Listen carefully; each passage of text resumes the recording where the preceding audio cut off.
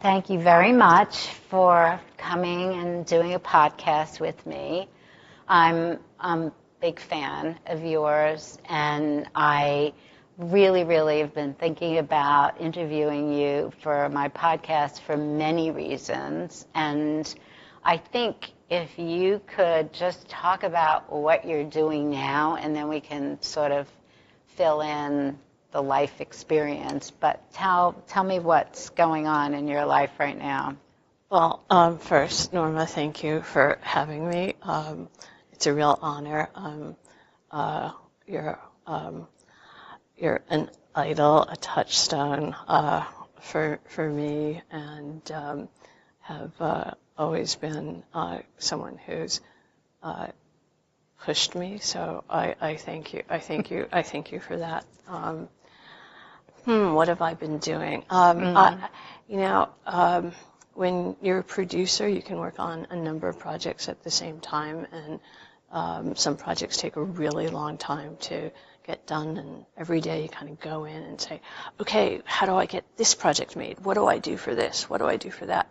And it just seems like within the past year, everything came together. So I'm finally, after 6 years, documentary I did with Rashida Jones and Al Hicks on Quincy Jones, came out a year ago in theaters and on Netflix, and that's just been a gift to have worked on it. Quincy has been a long time mentor and supporter, and to be able to tell his story to a whole generation has been just inspiring. And then another project I'd been working on with Ava DuVernay for a while about the Central Park Five, called When They See Us. Amazing. Was on, came on Netflix in late June, and we were nominated for 16 Emmys, and we won 2, and we got to give the men, the exonerated 5, a moment that was a moment, and to kind of re-examine what happened to them and re-examine what's happened in our culture, our criminal injustice system. And then another movie that I've worked on for, it started like 2009, trying to get this made and bring Scorsese and De Niro and Pacino and Pesci back together. That just took, that's almost a movie unto itself, with just how that went. And we just opened the New York Film Festival, and we were closing night of the London Film Festival. It will be in theaters November 1st. Oh, wow. And so it'll play in theaters for a month, and then it will go on the Netflix platform globally, as well as still stay in movie theaters for many months to come. Yeah, it was just so great to see, and I'm sure you worked very hard at making sure that all of these big personalities got together and performed at their peak. I mean, they were all stellar, and it was so great to see. And for me, it was like, this is a chance that we're not going to see again. This is a moment that will not happen again, and that having that film is the best way to sort of put the party together at like one last time. How did you so going back, I don't think that anyone looked at this as this is the last of anything. But how do you top this? Well, I mean, first and foremost, if you're going to have Scorsese and De Niro come back. They hadn't worked together since '95, since Casino. Wow. So in looking for something, and if they're going back into telling a story about this kind of life, how do they explore it differently? Yeah. What is it that has a sense of that history, to tell the story of power and family? What is it that is going to be unique and special for them to go back in and not repeat themselves? And certainly when you look at something with the perspective of age, it gives you a different, you have a different type of rhythm, you tell a different kind of story. But this was something that we originally we were about to do another movie called The Winter of Frankie Machine, which was also about an older hitman, but it was in California. It was fictional, inspired by some true events. And Bob read this book called I Hear You Paint Houses by Charlie Brandt, and had really read it as research for The Winter of Frankie Machine. And then as he and Marty kept talking and researching for Winter of Frankie Machine, they finally realized, you know what, we should do I Hear You Paint Houses. And so that morphed. We brought Steve Zalian in, and he's an extraordinary writer. He did The Night Of, he wrote Schindler's List, and just has amazing, he did Awakenings. He's just got an amazing body of work. He came in and did the draft of I Hear You Paint Houses, and that was delivered by 2009, and then everybody had other projects they were working on. Marty was going to do Departed and Wolf of Wall Street, and we just kept going in these different iterations. And I think it was around 2014 before Marty went off to do Silence. Bob and I decided to do a reading, and I honestly believed that this was all we were ever going to have of I Hear You Paint Houses, was this reading, and we taped it, and I have this reading, and it was after that they all said, no, let's really try to get it done. It's great. I mean, I just think it's so important to see this group together, all of the heroes for all of these films, and each of them have huge bodies of work that are just unbelievable. To have them all come together with this director and all of the people, the writing, everything, just really showed in the product. And I think having this as the capper on that is just a blessing for everyone who loves this. This is the kind of movie you watch 100 times. It's like, it's not a Godfather, but it's a different kind of addictive movie that you have to keep seeing and seeing, because there's so many, I can see people quoting lines from it. I mean, it's riddled with stuff, right? Yeah. I just saw all of this stuff that's going to start generating this other culture that comes from it, and it's really great to have that. One of the things I think about when I think of you is this powerful, incredibly powerful woman with this inner strength that you would never know looking at you or even hearing your voice. It's so gentle, but there's this steel. You're you can do anything. The power is formidable. And I heard somebody who knew you when you were working for them many years ago talking about this long-legged, lanky girl coming in, flitting around, but man, she was strong. she knew what she was doing.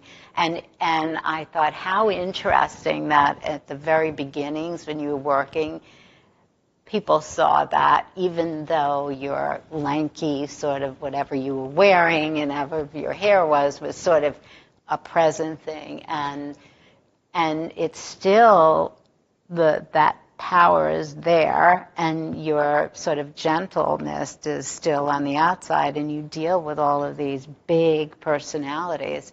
What prepared you in your childhood? What was the preparation to create this person who can sort of get all of this going? It's I'm humbled in hearing what you just said about me. I guess I never, I never have felt my own strength or my own powers until, until very recently, and I mean just over the past couple of years of feeling that way.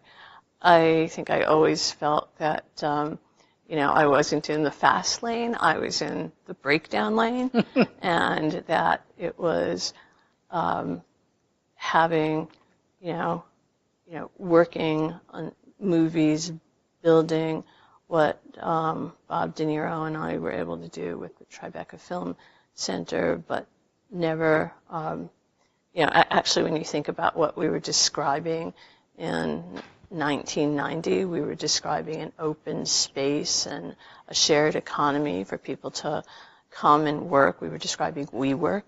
And, it's, we should have maybe stayed with that plan. But anyway, I wanted to make movies. I wanted to tell stories. I wanted to figure out what the change you can create in the world by the stories that you can tell, whether they were comedies or dramas. And I've always loved stories. So I never viewed it as there was some power that I had, because I also had, I have these wonderful daughters. One just turned 21 yesterday, and the other will be 25. And there's nothing like two girls to turn around and you can be feeling so great, and you're on top of the world, and they look at you and say, "No, boy, that's not happening." Right.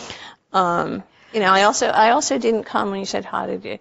I also came from as on one hand as supportive as my parents were. I came from a place where if I asked my father something, he would say no first, and it was kind of a narcissistic mother in there, and I think that all I wanted to do was get out of the house, which I did, and I moved to New York to go to NYU. I was 17, about to be 18, and I wanted to work and to make my own money and to not be dependent on them. Yeah. And that was important. That sense of not having somebody say no. Yeah. But that said, I'm in a business that people say no to you more than they say yes. So. Well, you know how to deal with no. I think that your parents are your motivation to do. I mean, the same with me. That is really what forms your drive and your motivation. So I think any childhood of any description that creates somebody who understands what their skill set is as a result of that is a great thing. I mean, at the time you don't think it's so great, but look what you can do. You can accept no. You can do that. You said something interesting. Until the last few years, you haven't understood your power. So one of the reasons I wanted you to come is because I know that. And I have decided at 74 to talk openly and inspire women to understand that you can age with power, that there is power in aging. It is not a horrible thing. The transition through your 50s and through menopause and through hormones, and people lose jobs, separate from their relationships, all of these things happen. It is inevitable. It's what happens. It's the transition to the next part of your life, which I find the most powerful time of my life. And you just touched on the last couple of years being where you're feeling your power. So how did that come about? How did you realize that? What was that moment where you said, all right, I get who I am, I get what my power is? I think it becomes a series of things. I feel like professionally, having worked on some projects that had taken me, that I discussed earlier, had taken me so many years to make, finally coming to fruition and being pleased with how they have been received in the world. Plus, one of my lifelong dreams was also to bring Marty Scorsese, was the one who introduced me to De Niro, and to be able to do something with them together. Oh, wow. So that was, also something I feel, an enormous sense of pride in. I think that on some of the other businesses that we do, it got to a point that I had to believe in myself versus other people around me who I thought always had all the answers. And it was the courage, and to a certain extent also the stamina to say, I disagree. Mm-hmm. I might have thought that, this group knew absolutely everything, but it wasn't going to work anymore, and it wasn't, and to, I was way out over my skis at one point, and just, really questioning a lot of things. But you get to a point, if you can't, and I always felt this about my work, if you can't trust your own instincts, who do you trust? Okay, and that's in creative arts. It's what you do. If you can't trust your own instincts, who do you trust? And I realized that it was that way on another side of my business. I also think that, too, I went through a number of different issues with both of my daughters, and it was with all these various professionals around. At the end of the day, these are like my kids. I knew what had to be, I knew what had to do, even if it was, arguing with my ex and professionals and, whatever it was. And seeing them blossom and seeing how strong they are, knock on whatever. And you too. I love the way you look. I love just, you look so good. You exude this power. You really do. I've seen your transformation of, obviously you've gone through your process, your transition, and really gave yourself the opportunity to feel the pain of it, to feel, which we all do. I remember my process, exhausting. I never thought I'd get through it. It was so depressing. Is there going to be a tomorrow? Will I ever do anything again? But you've gone, your career is so spectacular. And to see where you are now, and there's no question that tomorrow even has more. I see you, and I see like you're on a path that is going to be great for everybody to have as your gift to all of us. I really, I wanted you to come here because I want women to see what power looks like when you understand that it's about you and what you give out that draws this to you. And you have to go through this process. It's one of the phases in a woman's life. Well, I think it's also what I ended up realizing is that I was less alone by myself Right. than I was with somebody, and that I'm very happy. I'm insatiably curious about things and how we can create new things and what we can do. Mm-hmm. And I get exhilarated by that process, and that anyone that was trying to bring me down from that, I realized that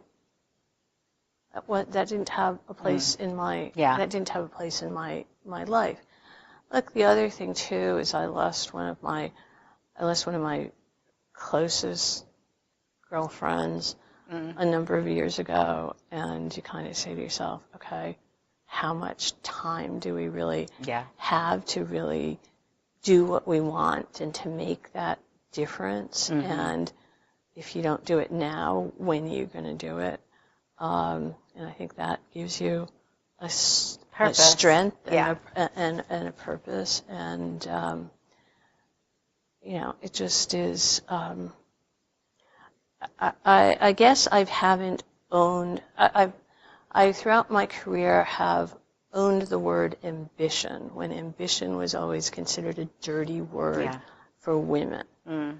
In listening to you here and talking about it, I haven't owned the word power, because I just feel I don't. You're only. I question that word. It's not super. You're not superwoman. You have all your foibles. I mean, I think the first superwoman for me was, or superhero for me was Mary Poppins. Looking at some of these hats. So. But power is a healthy word, because power is grounding, and it comes from within, and it's something you develop from within, and it gives you the confidence to do things with freedom. And like you said, you're curious. You totally are always so open and so curious about everything. And what happens is you draw people to you who fill that need you have. It's like you're a magnet for that. So power also does that. It draws the right people to you.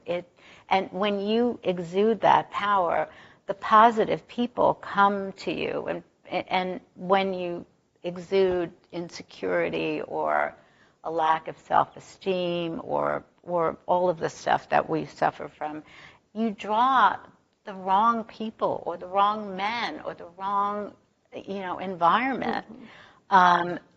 And I think the longevity of curiosity is how you stay fresh, and having a purpose and knowing what that purpose is key. For me, understanding my purpose, that my job was to help women feel good about themselves.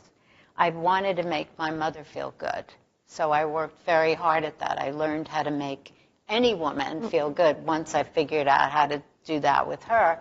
And so I'm pretty good at that. And so it's even expanded now and even becoming more important. And so that's my purpose, and I'm comfortable. I like that. Your purpose is clear. I mean, your curiosity, your purpose is what's giving us the the pleasure of what you're producing. And I think it doesn't have an age limit. That you know now. Your friend passed, but you realize that you really don't have an age limit.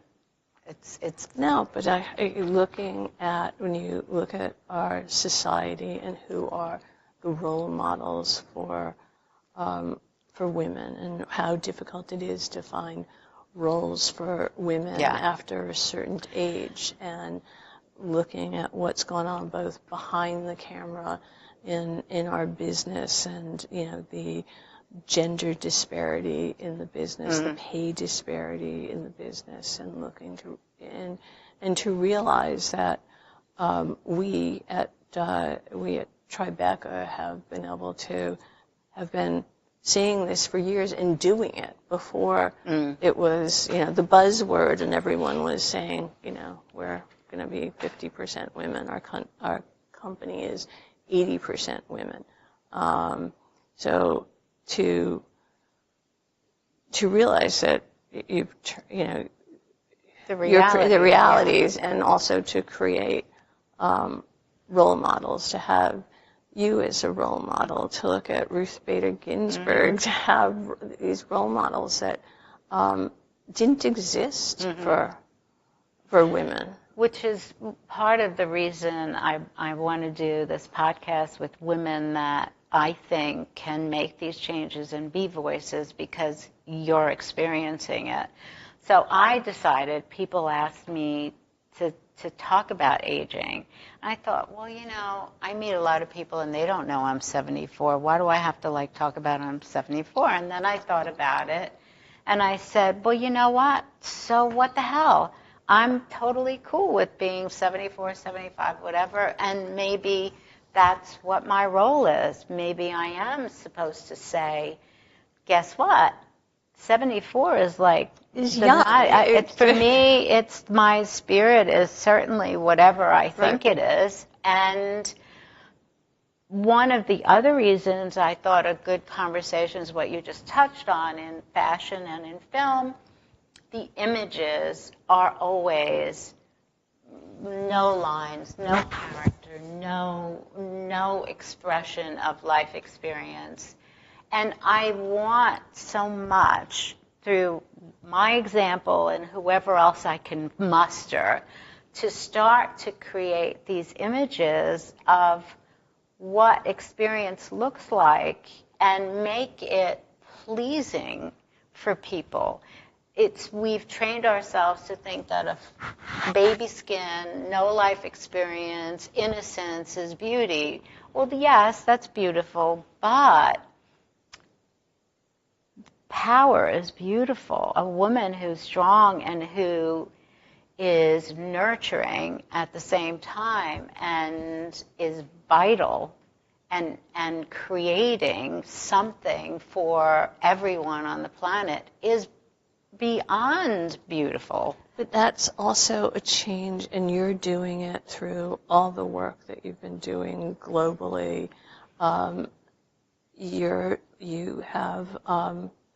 It's a change in how our society in the U.S., societies around the world, look at women, and look at women who are older and are not suddenly, oh, your grandma, go out to pasture. Yeah. And that's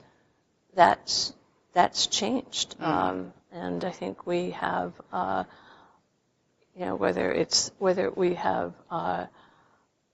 whether we have started to understand our power as Mother Nature intended, or it's this ferocity of understanding, here's our experience, here's our voice, and letting loose, as opposed to, I think I certainly know for me, when I was younger, I didn't want to speak up in a room. I didn't speak. I think that, and I think the softness of my voice, that when I did speak and I could say, whatever to somebody, screw off or whatever, they're like, oh, well, it sounded more profound than it probably really was. So I think it's our time. I also feel the real commitment to make sure my daughters and the young women that I work with have their sense of understand their power and their sense of equality and are heard sooner rather than later. Yeah. Well, it's very funny because I could hardly speak for years, and nobody ever heard me speak either. Hard to believe, but but I was the same. I was very quiet. One of this sort of the one last bastion of having no politically correct protection is the aging, or the women, or especially women who are older. The words like anti-aging and anti-wrinkle and all of this negativity that makes people feel bad and is offensive is still so okay that, for me, we have to start saying, hey, wait a minute, everybody's going to get here. We better start now, and we better look at what that means. And I keep going back to the word power again, because when you have power, people don't mess with you, right? Well, the other thing is when you're filling out certain forms, and they say, how old are you? And then all of a sudden you realize, oh, there's no more box for me to check off. What the hell's this? Right. As consumers, as audiences, how they're measuring, and I think that too is changing as they see the spending power of spending power of a certain demo, and how suddenly we're creating things both. Fashion, food, music, all the products you're doing. It's a powerful group. Yeah. It's a really powerful group, and I think even whether it's in film, of having more, unfortunately, because of the system, actresses are put in these boxes that don't allow that process to happen where you can see this. And I think more stories, and I'm sure you're going to be sort of subliminally thinking about who's writing these stories or telling these stories about women who were winning and feeling positive and successful and not hating the aging process and seeing the joy in it. It comes, you have to earn it. I mean, it's a process you have to earn, and that story has to be told on film to inspire more women. And obviously, you're a perfect person to sort of figure out how that gets done. But the whole anti-aging thing has me so crazy. Writing age down too. Every time I just joined this gym, but and a yoga thing, and in each case you had to, and I wasn't there, I did it on email and filled in the form on their website, and it said age, and I was like, damn, I don't want to put my age because it's going to look like I can't move, and I can do a split, and I can do this. They're not going to know that. Right. Should I lie? And I thought, I'm so pissed off that I have to do this, and I didn't fill it in. I was like, I'm not filling it in. Right. You say I don't want to fill this in. I don't want to. I think the other thing. Let's go to fashion. Let's go to you walk in to your store downstairs and you look at all the designs, and that is for anyone of any age. Yeah. And I think that we've all, just in terms of dress, we're not dressing our age, but I don't know what our age. I don't know what our age is anymore. We're. That's a very good point. And I think that I think that's another part of feeling your youthful self. it just shows your spirit. I mean, I think it's so funny because I'll meet women. I mean, I've been doing this for 51 years, right? So look at all the generations that have been customers at different points in their lives. They come into my life and then they go and they have another thing they do and a different way they dress. And it happens with all designers. It's expected. And so I'll hear people say to me, oh, I used to wear your clothes when I was going out and when I was younger, when my body was great. And I look at them and I think, I feel so bad that that they're not buying my clothes, because there are people buying my clothes, but that they think of themselves in a limited way. That there's no, that's not for me anymore. That's for my daughter or whatever. But to think, well, I could wear that. That could make me feel good. I could feel good in that color and that style. But again, that's society. That's what certainly print publishing, magazines have done to women. You know, I remember looking in like Vogue and it being aspirational, and then I kind of realized, okay, even if I could wear those clothes, I couldn't afford those clothes. Now I look at it and going, who is wearing those? And why would I want to spend that much money? Yeah, I mean, when you have the money, but why would I want to spend that much money on that? Yeah. But your clothes are timeless, and you just feel so rock and roll. Well, I mean, I think that thank you, because I'm happy when I do something and I've done something in 1973 and people are still wearing it now, and I think, who would have ever thought? And that's like a really good thing. But to have clothes and the purpose, again, of making people feel good is just, when you feel good in something, you're just, I have it, it's covered, I'm good. I always feel, and certainly men don't have this issue at all, but I feel that when I get up in the morning and it's like, who am I today? Right. Who, am I going to set and, with my sneakers and my backpack, or do I have a meeting? Do I have to do, press for something? And I kind of feel like when I put whatever it is on, I feel a certain way. There was a time a while ago where I had to go to a board meeting, and I started to get dressed, and I put on a suit. And I thought to myself, wait a second.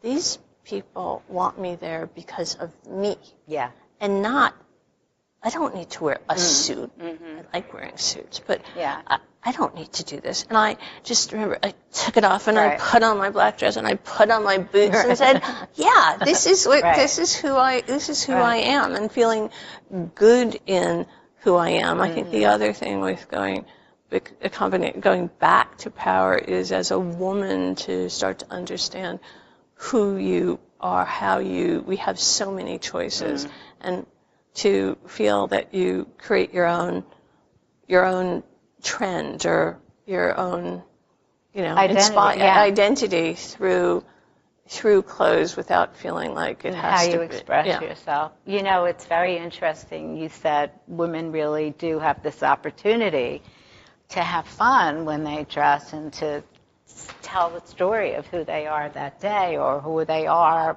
in a uniform that they wear, and men don't. So recently, actually in the last 2 years now, I decided to photograph men in my clothes, and I don't do a men's collection, but not in drag. They weren't certainly drag, but they were wearing my clothes, and I was inspired to do so by an assistant hairdresser who was on the set, who was a New York Dolls fan, and I used to do clothes for the Dolls, and so he was like, I didn't know what was wrong with him, and I didn't know he was a New York illustrator. He was like, oh my God, these clothes. I was like, what's the matter? And he said, I just love them. And then he tells me, and I said, at the end of the shoot, before we close the set, we'll take some pictures of you in the clothes if you want to wear them. So I saw this joy that women have on his face, and he was in heaven. He was so joyous. So then I thought, I'm going to do my photo shoots and have guys wear the clothes. The last photo shoot, I had 4 guys come in, and a very gender fluid group. Each one had a different inclination of how they expressed themselves and who they were. And I invited them to choose whatever they liked from the collection, bring their own accessories, and model in any way they wanted. The joy in the room was, I thought, why don't I have a camera here? Why am I not videotaping this? The spirit and the energy of seeing their happiness was so uplifting, and I didn't do anything. I just watched the way they styled themselves and what they did, and it was so great, and the pictures are so fantastic. And so I think the more men can feel this sort of, just like Mick Jagger brought in this, he was the first to describe gender fluid, really. We didn't know if he was into men or women, whatever. He's wearing lipstick and a dress and whatever, and he's dancing around on the stage and swishing, and but everybody fell in love with him. It's that kind of thing, that spirit, I think, that is finally going to see some happening with men. Well, I think that's also just a huge societal shift, too, in a Gen Z not even wanting to identify as either male or female, and feeling that why should you label me? I think that the more same-sex couples that are having children and taking maternity, paternity leaves creates a different way for our society to express family and express identity of what a mother or father or parents are. And so it's a real interesting time. And I think through that, as we're getting older and bolder, it's giving us new voice too. Yeah. It's an incredible time, don't you think? I mean, it's so exhilarating to see. I mean, there's a lot of heavy stuff, but when you see this kind of spirit happening, you know that tomorrow's going to be okay. It is going to be okay. I hope so. I feel that sitting here cocooned by hats. But, I worry about what's happening in our political system. I worry that, we all need to vote, especially in 5 states that will determine an election, that, we're all so interconnected globally. It's, I know there are a lot of good people out there, and part of what you do is inspire women to talk. Hopefully can follow in your lead, and to make sure that we find and use our voices, whether it's fashion or movies, but also in the body politic in the future. It's a critical. I just feel that the potential for leadership that is inspiring in the way when I was growing up, I would tell you, and people in my generation will tell you, that we would watch TV the few hours that it was on. Right. And it would be JFK, Martin Luther King, Gandhi. This is the landing on the moon. Think about that. Think about these were all around at the same time. How positive and uplifting that is. And to have that memory so bold and clear in my mind from my childhood, and to think that that has to happen again, because these people do exist. They are somewhere. And unless we get that type of energy again, we really will always be fearful and always worry. But I am very positive in believing, because I saw it, and I saw what that energy can produce in people. It spreads to everyone, that there's a chance for this to happen again. And sometimes the pendulum needs to go in one direction before it goes in another. And it's just for me that inspirational human being is alive today, and there are more than one. And we need to do some kind of energy pull to get those people to come up again and inspire. Well, we have more opportunity to find those people when you look at social media and how, how everyone is connected. I mean, there is the pros and cons, but mostly the pros of the Twitterverse and how you can create. And certainly watching your Instagram, I'm forever saying, oh, if Norma's exercising, I better go do a leg lift or something, because Norma has done that. But it is exciting. You talk about, Nancy Pelosi is going to be 80 years old. I mean, she's a pioneer. She's extraordinary. I look at her, and I know what she had to go through early in her career. I mean, you can just imagine all of those years and all the work she did to be in that world today at her age, even better. Yeah, extraordinary. I mean, I give her so much credit for the pioneering. I mean, her story has got to be written, and it's really a great story. She's amazing. I know. And I think that the women that are, there's women who are in their 90s and hundreds are, worshipped and appreciated. However, there are women who are 50, 55, 60, 65, 70, 75.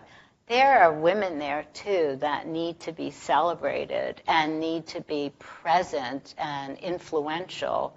And I think it's so important to make that happen now, and to start finding them and having a voice. And it could be somewhere in there.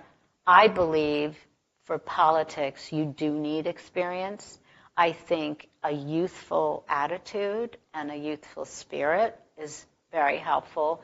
But I like knowing that there's experience. So if it's a 50-year-old or a 60-year-old or however, having gone through all the shit you go through in life is really helpful when you're strategizing a conversation or doing something like that. And maybe we can find this. Well, you look at other cultures that revere their elders and revere that wisdom. In indigenous cultures, And we have never looked to revere our elders and respect our elders the way they do in Native American cultures, Japanese, in cultures throughout the world. And that's a shift. We're more about putting people away and society. Getting them out of sight. Getting them out of sight. I think that's what's so great about New York. You see people of all ages and everybody, and spending a lot of time in LA. I don't think different. It's so different. But it is something like we look at other cultures, how they respect their elders. Yeah. They respect those wisdom keepers, and we need that. It's not always just whatever's new this instant. We going back to politics. Yes, you want everyone represented, but there is something to having somebody understand the history, whether they've lived it or they've read it or they've studied it. And being inspiring takes people out of their political definition. So are you a Democrat? Are you a Republican? Are you moderate? Are you independent? Somebody inspirational just draws people. And that's that special person. So we don't have a divided country. We don't have these, packs of separated people. We need to start pulling people together. And how do you do it unless somebody is so powerful and their energy just makes you feel like you have to be a part of that? Well, it's also being courageous. I think the one thing that we don't have, no matter what political party, are people with real courage and courage to stand up instead of just blindly going towards a party. That we've got there's so many things that we need to do in this country, just infrastructure as our cities are getting older. Talk about education. If our kids are our best natural resource and our future, then we need to be investing in education, that we don't pay our teachers. I mean, you start to go through that, and I think that if our education system was stronger, if you're paying your teachers to investing in that, then... But also having a system that goes with the technology we have now, where children are seeing things in a different way. We need to educate them, and we need to educate... I think the modern form of slavery is the education we have right now. The system we have keeps people ignorant and poor. We have it's another form of slavery. Yes. For particularly in Black and brown communities, and our schools. It's so whether that's public schools or whether that is the criminal injustice system. It goes right from the school. I've worked in a school in New York from the 80s for a long time, and it just closed recently. And there were 4 metal detectors, and every kid and chains on the hallways, and every kid that went to that school was like preparing for jail, preparing for incarceration. I was like, this is horrible. This is just the worst thing you're imprinting in these kids' brains. And then they would get just an uninspired environment, uninspired education. The systems were so antiquated. The structure of how to teach and build hope doesn't exist. And that, to me, that's the biggest, and I think climate change is huge and important, But we also have to talk about education as important, because this is the future. Climate change, education, that's the future. So I just lose it when it comes to I think that's my phone. I just absolutely lose it with the fact that we don't have people fighting for taking children who are impoverished or in situations where single-parent families, and giving them the most support to rise up out of that and really be the future. And we see when that works, it's incredible. It changes everybody. It's a big load that we have. If you had one sort of dream that you feel you still want to fulfill, that is, you have many dreams, I know, but I mean, like, one that you think, I want to do, this is one thing that I see in my plan. What is that dream? It's hard to look and say one in a global sense. In a global sense, I suppose in the most personal sense, it's that my girls will continue to do good work and inspire whatever sense I've been able to provide them with about the world at large, that they can keep living and changing the world. I suppose that's my, again, on a very personal note. I think I